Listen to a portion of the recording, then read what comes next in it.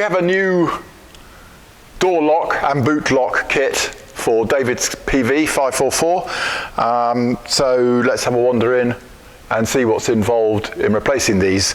The boot lock should almost always just go straight in with no modification at all.